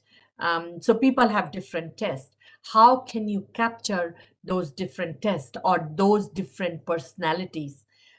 So could you build these avatars according to the various personalities? and then able to read multiple documents in fast manners. Like scalability is always the objective. Today's organizations, they are going for Gen AI because they are making things in much more reduced time. So we have to ensure time is saved, but also the accuracy is being created there.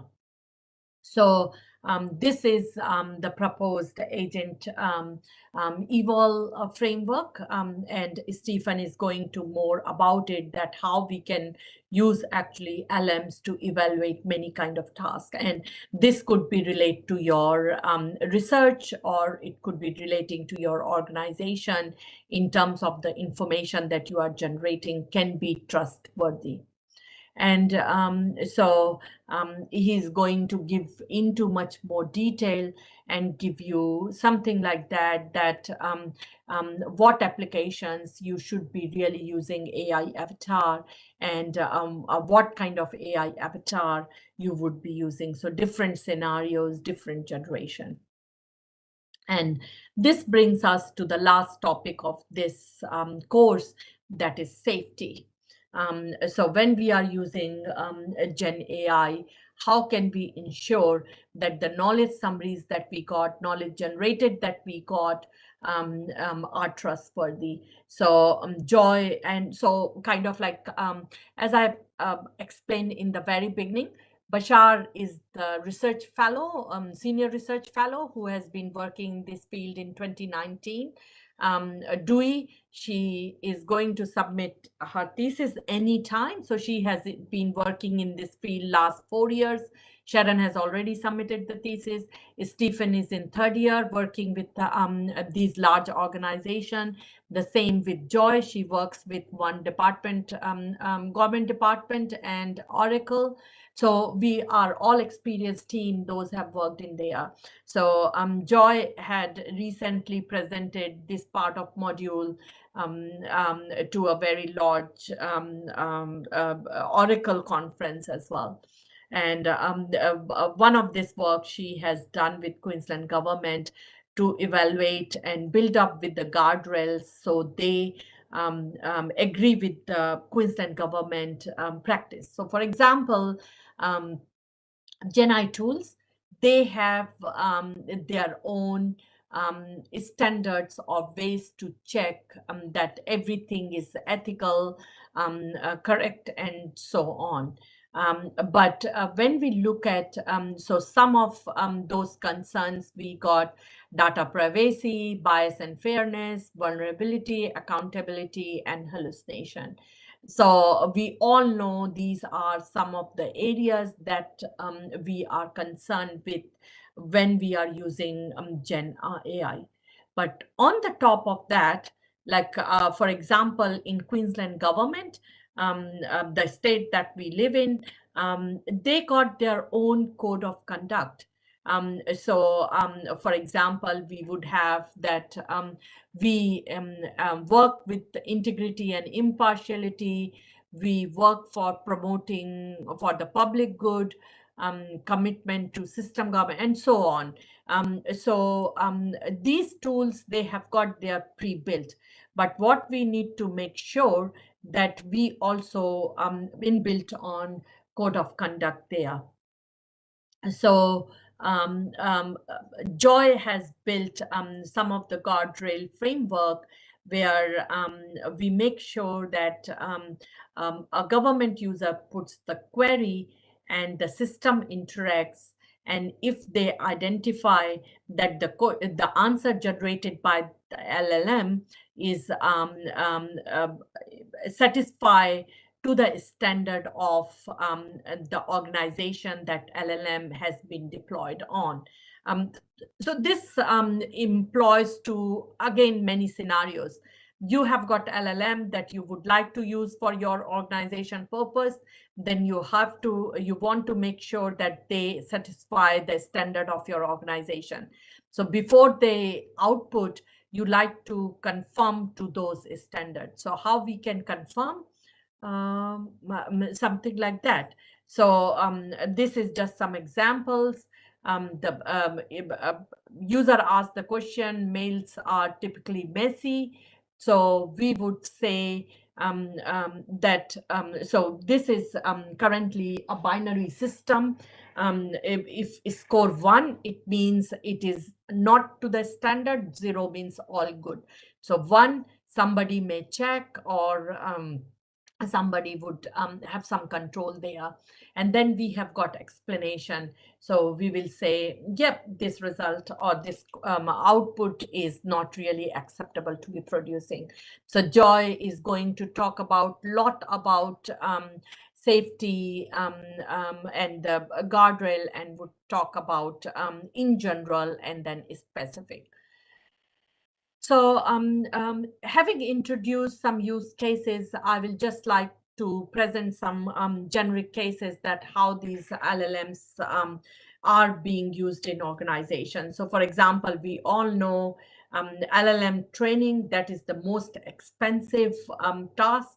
And most of the time, this is done by the big vendors like Facebook, OpenAI, Google, and so on. So these models, 100 billion to 500 billion parameter, subtoken and images, about 10 million or $50 million worth of GPU time. Then there is this middle layer organization where you have got 1K to 1 million annotated queries, and it's fine-tuned. So I think this was the part that made ChatGPT distinct from any other system, because they had the trained models behind ChatGPT, but they had fine-tuned with human feedback on many specialized models. And then as a user, we take these fine-tuned model, inferencing it, query and answer it. So that's where your prompt engineering comes in.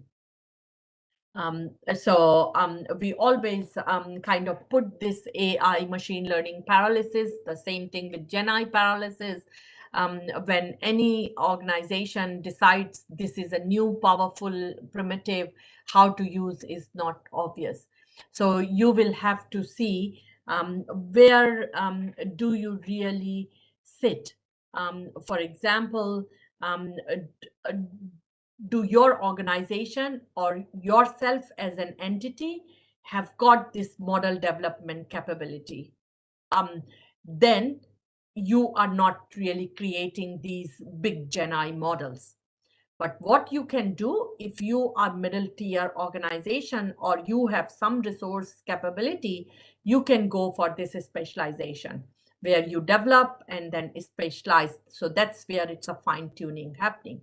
But even if you don't have capability, so most of the kind of like in Queensland, the government organization, they are going for model specialization. So they are not doing model development, but they are specializing. So for example, LLMs built on the worldwide knowledge, we are building it into our Australian context, like Great Barrier Reef or our own code of conduct. So those organization middle tier are doing at the specialization level. Or then there are like the small scale organization, SMEs, they don't have capability to do the specialization.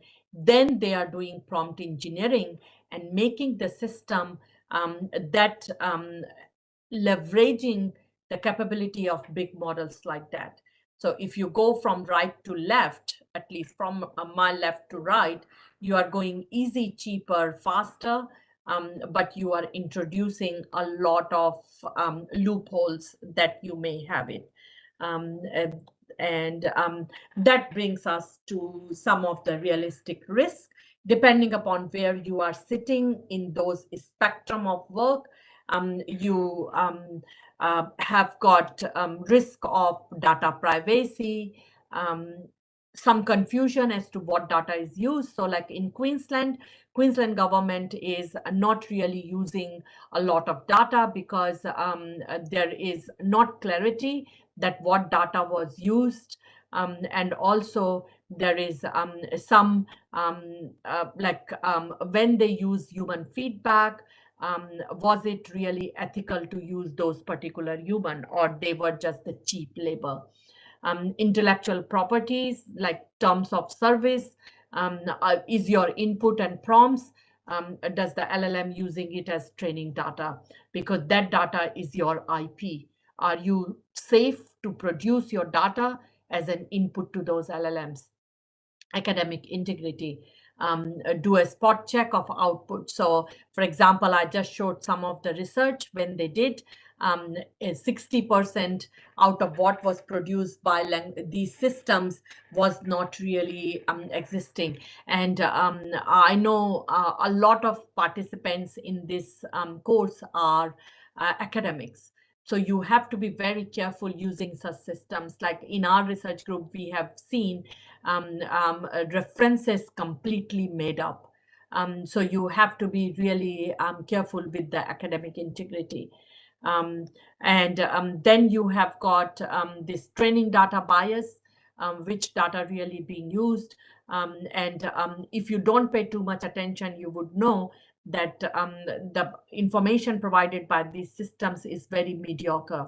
So for example, like if you really play chess, you would know that the system using chess strategies are very low level. Hallucination, we all know it made up. Then prompt engineering is become one more area. So we have risk there, like prompt injection, prompt leaking, jailbreaking. So jailbreaking is another thing that you write a prompt to obtain, to make the system vulnerable. The information that was not supposed to get is being obtained. But all these systems, like what the training quality and things, actually the further risk long term is that the web is about to overrun with AI generated content. So right now, like when we have current wave, when we get Google query, we can still rely that it's coming from good resources, at least something that people have published. The more we use these Gen AI tools, it would become a blurred line, whether it is human generated content or machine generated content. And machine generated content, we know it is already used by machines to develop some of the strategies, so whether it's correct. So this is really some realistic risks. In terms of particular ChatGPT, that is one of the most common. They are programmed to avoid certain kinds of content. So you can't really rely on to if you want to. So like, for example, if I'm doing research in bias detection, I can't really rely on to some of the ChatGPT output to guide me in this research because they have been blocked. And also they are, at least the free version is not up to date. Like yesterday, I was just asking about like President Jim Carter died in US.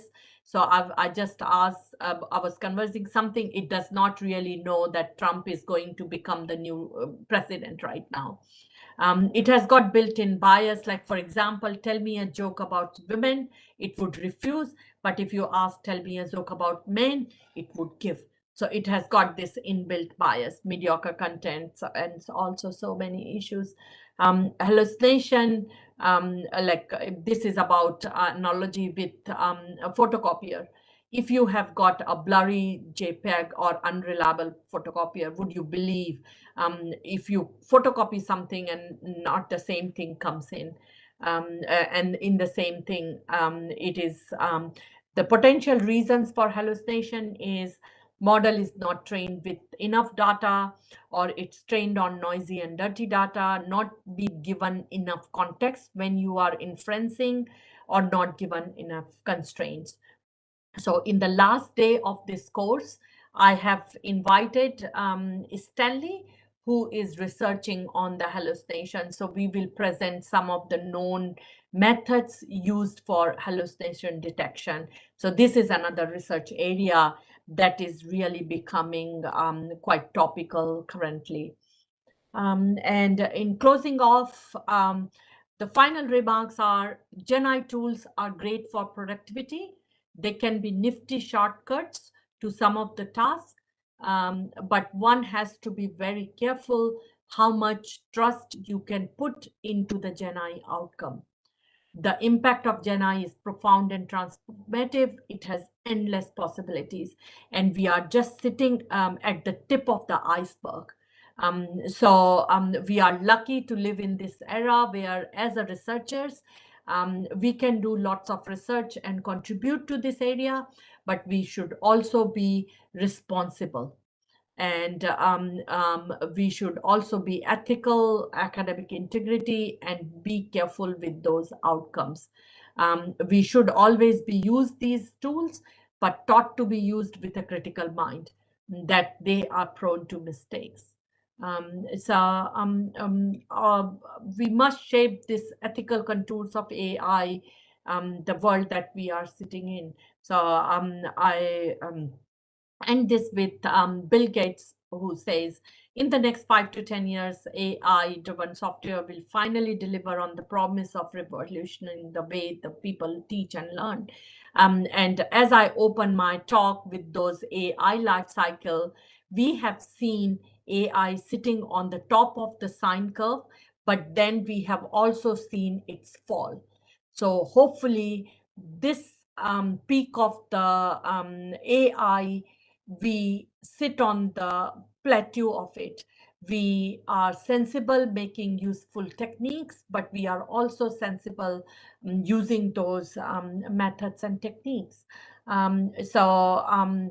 As a first module, I like to acknowledge my research members and co-facilitator of this course, Bashar, Dewey, Joy, Stephen, and Deepak. And also the wider of my research group, the research center that I belong to, and the university, where these slides have been made out of the discussion of many of my colleagues, several industry partners and funding bodies that give us an opportunity to do these case studies and be on top of the things. I'll leave with this slide where I have given my LinkedIn detail. I'm not so highly active in LinkedIn, but this is my publication website where you can see our research group publications.